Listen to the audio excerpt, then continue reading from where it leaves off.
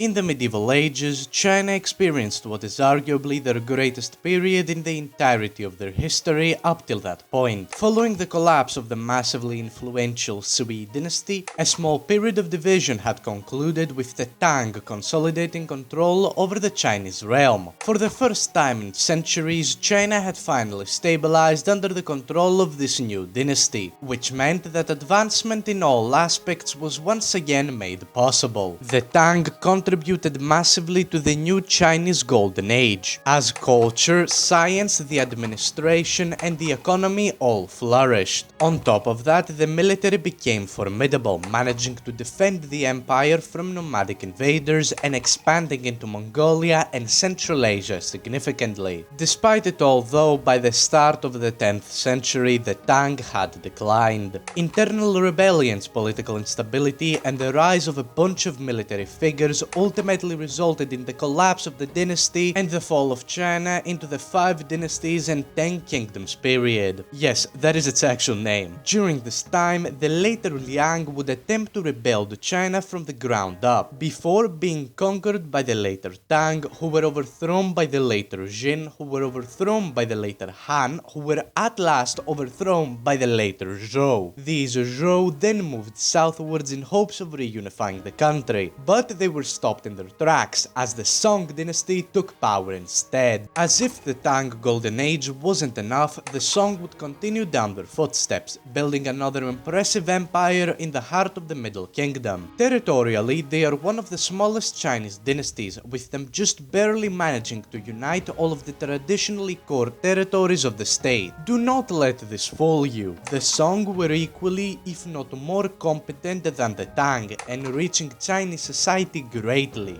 During their almost 200-year-old reign, the Song invented, among other things, printing press technology, the compass, banknotes, as well as being the first to use gunpowder in warfare. Importantly for the scenario, they extensively utilized iron and coal in a revolutionary way for the time, not to mention the sheer amount of mathematical, astronomical and agricultural advancement that was made in this period. However, in spite of it all, the Song had very much neglected their military, resulting in it becoming relatively weak and backwards, especially in comparison to the previous Tang dynasty. Going a bit back to the 5 dynasties and 10 kingdoms period, the Tan peoples, a previously nomadic group, had consolidated control over the surrounding regions, proclaiming the Liao Empire. They then made use of the fractured Chinese state to strike south and occupy the so-called 16 prefectures, which also housed the modern-day city of Beijing. The Song dynasty repeatedly attempted to recover these territories, but to no avail, with them even being forced to recognize the Liao as an equal state in the region. The following century, the Jurchen, another nomadic group, this time from Manchuria, had risen up, destroyed the Liao, and then went to strike into China, conquering most of the north. This, instead of discrediting the Song, only emboldened them. The north became off limits as the Chinese cared more about defense than attempting to recover what was lost. They instead became heavily invested into the navy, becoming extremely wealthy in the process. In spite of their issues, they continued to prosper well into the 13th century, which is when the Mongols under Kublai Khan stepped in and officially conquered what was left, founding the Yuan dynasty, which compared to its predecessors was nothing more than an embarrassment. But I'm not here to talk about the later dynasty. Returning back to the Song, an interesting question is often brought about. With the amount of technological, cultural and even social advancement made by them, the question whether they could have industrialized China is certainly a reasonable one. So, why didn't such a radical shift happen? And most importantly, what if it did? What if, in an alternate timeline, the Chinese had managed to pull off an industrial revolution almost 700 years before the Europeans? Well, let's not get too carried away. Though the individual factors I'm going to talk about here were likely to happen by themselves, all coinciding together to result in an industrial revolution is not. Still, I consider this scenario extremely fascinating, which is why I'm doing it today. Anyways, enough yapping, let's get into the scenario. So, where does one even begin with this? Well, in spite of the success of the song,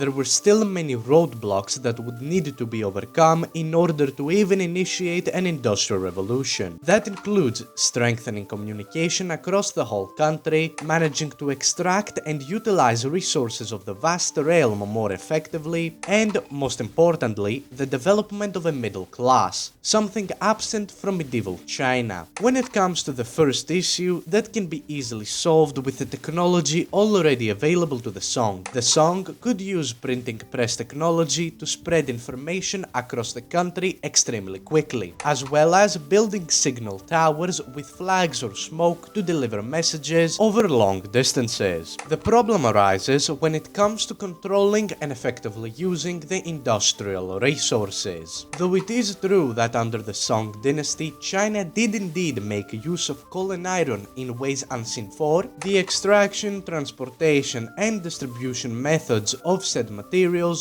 were still in their infancy. For this to change, would have to introduce new methods of extracting iron and coal, which would also include improved tools to help this process reach an industrial scale. On top of that, the Song would have to greatly invest into infrastructure projects such as roads, canals, and ports to ease the transportation and distribution of these crucial resources. Already in our timeline, such projects had long been established, with the Grand Canal especially serving as a major link between the different rivers of the country. Optimizing this canal, as well as committing to other similar efforts, would prove to be extremely significant. But arguably, the most important change that would need to take place would be the shift in attitude of the Song towards the military. Why does this matter? Well, historically speaking, as the Chinese were prospering and nearing an industrial revolution, the Jurchen Empire literally spawned out of nowhere, defeated the Khitan-led Liao Empire, and then went ahead and conquered all of northern China. This, while not affecting the wealth of the Chinese state directly, as they instead quickly turned to the sea and became naval masters, did pretty much destroy any hope of an industrial revolution, as the resources of the north were not something that can be replaced easily. Thus, serious reforms would need to take place inside of China far earlier, as to prevent the eventual conquest of the Jin Empire. When these reforms take place is really anyone's guess, but if I had to give something concrete, I would say the most likely time for this to happen is after the defeat of the Song to the Khitan Empire. This could become a massive wake-up call to the Song, as they realize that their military is lacking behind. Nothing too drastic would really need to take place,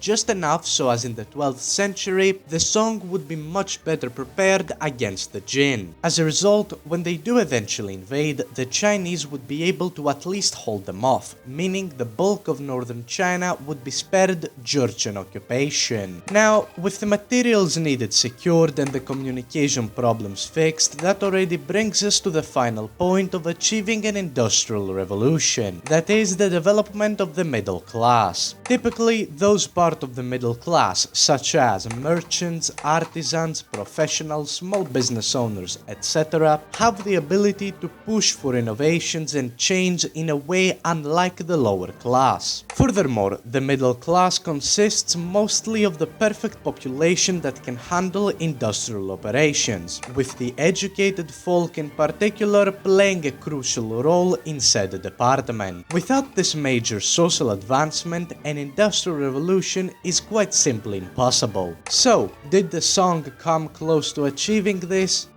Not really. China at the time had a very strict two-class system, with the bureaucracy and the emperor at the top and the rest of the population in the bottom. The merchants in particular were treated quite harshly and were viewed with suspicion, with them having very little social status. Of course, the situation is still very much salvageable. The Song dynasty had introduced an imperial examination system that allowed people to climb up the social ladder and become members of the bureaucracy. This could be our key to success, as expanding the system to include commercial and industrial knowledge would be a monumental step towards the industrial revolution. However, more importantly than this would be the matter of compromising the Confucian thought, which prioritized agriculture and governance over commerce and industry. This cultural neoliberal outlook had historically discouraged the development of a thriving merchant and entrepreneurial middle class. But even in our timeline, this easily could have been changed. During the earlier mentioned Tang dynasty, a philosophical movement known as Neo-Confucianism was beginning to take shape, though it really took off in the later Song dynasty. Now, their specific beliefs don't really matter too much for the scenario, but the movement itself could provide the framework, challenge traditional beliefs, and introduce innovation and industrialization into Chinese society. For the sake of the scenario then, let's assume that Zhu Xi, Zhou Dunyi, or generally any other Neo-Confucianist philosopher champions ideas about the value of commerce and technological innovation, massively playing into the development of a middle class. But of course, would also have to assume that at least a large number of state officials even accept this new way of thinking. But before we continue, I'd like to thank you all for the 5,000 subscribers. You guys are actually awesome. I'm legitimately so thankful to have you all stick around to watch my content. You have no idea how much this means to me. This channel has come a long way, and I'm hoping that 2025 will bring better and longer content on this channel. Once again, thank you so much, and let's get back into the scenario. With all the pieces set in place, now it's finally time to actually see all of this in action. As the Jin are soundly defeated, securing northern China, the Song set their sights on building roads, canals, ports, and signal towers to connect the whole country together. With the expansion of the imperial civil service exams and the adoption of Neo-Confucianism by both the elite and the common folk, by the 12th century a robust middle class would have fully manifested itself in China. On top of that, new tools and improved methods of extraction would finally allow for the mining of coal and iron on a more industrial scale. Ultimately, as the 13th century rolls around, all of this technological, scientific, cultural, and social advancement would reach a breaking point, and suddenly, boom, the Industrial Revolution would begin. Obviously, it's not at all like that, and the Industrial Revolution would actually take about 10 to 20 years to complete just its first phase. This may come to be extremely important as, oh look, this random guy known as Temujin has just united all the Mongol tribes, earning him the title of Genghis Khan, and now he's looking in all directions for expansion. And historically, this had all happened by 1211, which is when the Mongols had officially begun their campaign against China. Essentially, this just gives our alternate Song dynasty a small period of 10 to 15 years to complete its industrialization, which, to put it frankly, is impossible. But do not get down, as there is a workaround to this. With the lack of a weak nomadic empire occupying the north of the country, such as the Jurchen Jin, the Mongols may not invade China as early as they did in our timeline, and instead may focus towards expansion into Central Asia and, more importantly, Persia. Instead, I believe that upon the death of Genghis Khan in 1227, the new ruler of the vast empire, Ogedei Khan, would turn his attention towards the Song as to increase his prestige and legitimacy. That being said, the time frame for China to successfully industrialize before they have to face against the Mongols has become much more respectable, with at least 30 years being on the table. Gradually, over the start of the 1200s, the sectors of textiles and metallurgy would begin to be industrialized, similarly to what happened in Britain in the mid-18th century. As well, an early form of the steam engine would be developed, something instrumental to completely linking up the country together, helping to establish an even more unitary state. Of course, this is only the beginning, as the real deal would come when the second phase of this revolution kicks in at around 1220. That is typically the point where the agricultural, mining, and most crucially military sectors get thrown in the mix. Farming would likely be mechanized, while steam-powered pumps would be invented, increasing the efficiency of mining tenfold. However, especially for this timeline, the military advancements are, in the short term, the most significant. In 1240 then, as all of this is going on in China, the Mongols would have prepared their horde and they would be ready for the ultimate attack. Ogedei would personally lead the invasion, thinking it would be a breeze. Instead, the Mongols would face against industrially produced hand cannons, rockets, and bombards. As strong as the nomadic conquerors were,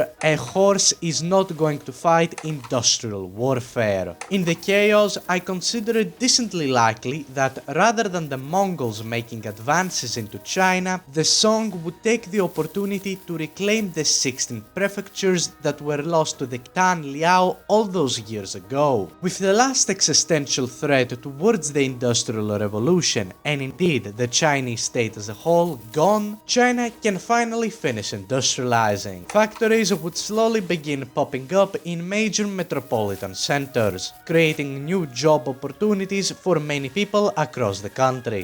Urbanization would be even more intense than it was in our timeline, with Kaifeng and Hangzhou becoming the main industrial hubs. Now, should things indeed happen the way outlined here, China would find itself in an extremely advantageous position. Though their newfound weaponry doesn't immediately make them undefeatable, especially from internal rebellions, it certainly does help a lot in order to maintain dominance over their own realm at least. A lot of government reforms would also need to take place as to address such a sudden social and economic change. I personally am not going to get into very much detail here, as let's be honest, I'm not in the position to do that, but essentially we can expect the following when it comes to reform. With industrial production becoming common across the country, new administrative bodies would need to be created in order to regulate the flow, them functioning like early versions of the ministries of industry and commerce. Taxation would also need to be placed on the different industries as to keep the economy going, though initially not a lot as to not discourage the overall development. The Song also needs to develop a robust banking system to manage the finances of said economy as a whole more efficiently and a lot more manageably. Lastly, the state would need to be somewhat decentralized, at least in the early phases of the revolution, as to allow local governments to more easily deal with the aftermath of urbanization without delays that may come about as a result of the bureaucracy's decision making. Obviously, this is what is ideally meant to happen, as to finalize the shift towards industry and to set China 700 years into the future. Will everything mentioned here actually come to pass? Well, most of the points are decently likely, but it'd be difficult to see the state bureaucracy and the emperor voluntarily limiting their power as to achieve greater levels of success in the urbanization shift. Still, no matter what, the implications of such an early industrialization are immense. What was historically a period of stagnation for the Chinese state as they were under the Mongol thumb is now replaced with an undoubtable golden age. The situation for the Song is going to further improve as the Mongol Empire, originally a united force that prevented the Chinese from influencing the West, would disintegrate into a series of four much weaker states. The Yuan Khaganate especially would become a backwards unimportant state, opening the door for the Song to step in and neutralize them, before moving in and taking over the Silk Road trade,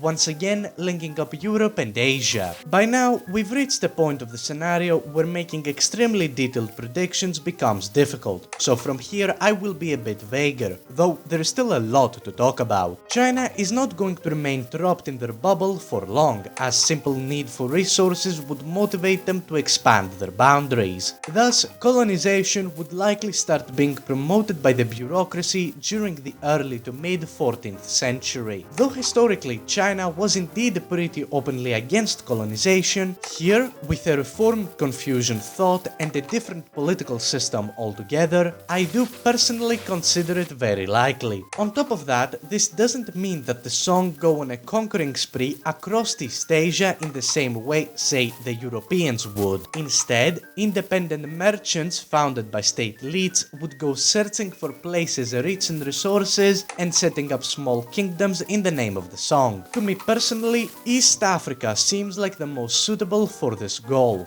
This region is rich in lots of kinds of resources, with significantly coal and iron being abundant. The first industrial revolution also having been finalized by this point would mean that China would possess a much stronger navy and would more easily manage to pull such efforts off. Great explorers similar to Zheng He of the Ming dynasty of our timeline may sooner or later start exploring in the west, in hopes of finding resources for their homeland. After some initial contact with Indonesia, some may choose to go past the Strait of Malacca and into the Indian Ocean, finding Ceylon, India, Arabia, and importantly East Africa. As more merchants return home with unimaginable riches, the song would organize proper colonial settlements. These settlements would in a way look similar to those made by the ancient Greeks, as powerful explorers would found colonies on the African coast, possibly seizing Ceylon,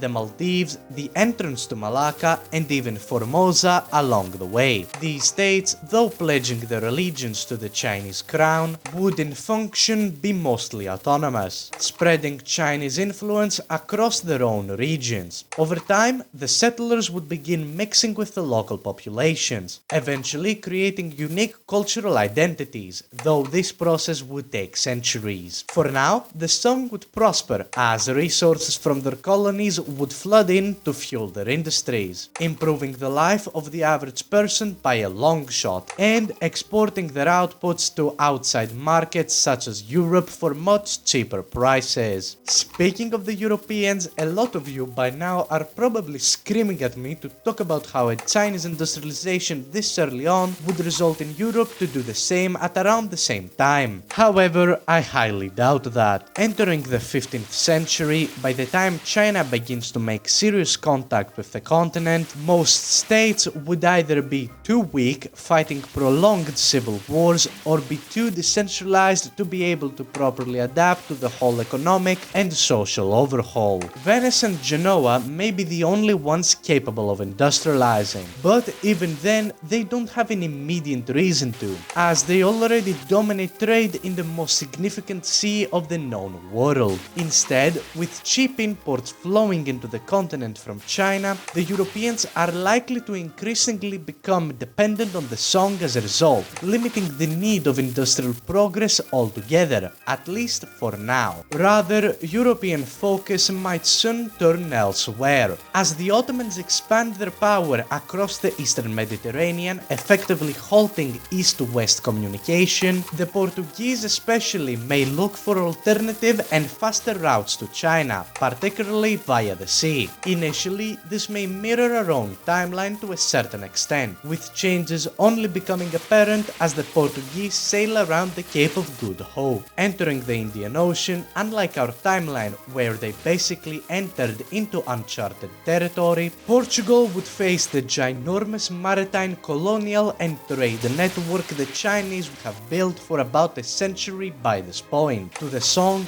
the arrival of the Europeans would at first be seen with little interest, as imperial Chinese foreign policy had always been China first, barbarians last. Though, if Portugal does get some funny ideas, such as attempting to seize Chinese settlements in East Africa, the song would have no problem bringing in their industrial warships to the scene and wiping the floor with the pathetic Portuguese navy. This all means that since eastward routes to India are now mostly closed off, westward expansion may instead be promoted. Attempting to navigate to China, Portugal is likely to be the first one to discover America in this timeline, at least from a European perspective, as from the east some great Chinese explorers would have certainly discovered the continent much earlier. Though the reason why I failed to mention this before is because, unlike with Spain and Portugal, I have little hope of the song establishing long-term colonies in the New World. For one, the Pacific Ocean is absolutely massive, probably way more than you realize. It is very unlikely that China would want to commit such a faraway settlement when East Africa is much closer and offers a whole lot more of resources. Thus, the race of America would mostly be dominated by Spain and Portugal, who try to outcompete each other in getting the richest territory. With the Portuguese being the first to set foot in America, diseases may end up reaching the natives earlier, something that could possibly completely ruin the Spanish conquest. Furthermore, Portugal was primarily a maritime power, not one interested in a huge colonial empire. In this, they would have pursued a more peaceful foreign policy with the Aztecs and the Incas, meaning that via trade the natives may also get their hands onto European European warfare. By the time the Spanish enter the scene, the Native American empires may have very well already recovered, and should they face invasion in a similar way to our timeline, you can be sure the Portuguese would come to their aid. That essentially guarantees that the dynamic in the Americas is completely altered, as Spain would have to commercially compete with Portugal and would have to settle with much smaller colonies than our timeline. However, as the scenario stands, predictions by this point have become so difficult that continuing further is just impossible, as there are too many questions left unanswered. Would the Europeans industrialize sooner? Would the song end up declining and being replaced by another dynasty? What about India, the Ottomans, etc, etc. Still, this scenario has got to be my favorite one, and I very much enjoyed making it. But with that, I am going to thank you guys so much for watching. If you enjoyed the content, please leave a like, subscribe, and comment below what you thought of the video. And join the Discord linked in the description below. And once again, thank you guys so much for the 5,000 subscribers. I am genuinely so thankful. Anyway, that's all. Todd Zines, and have a great rest of your day.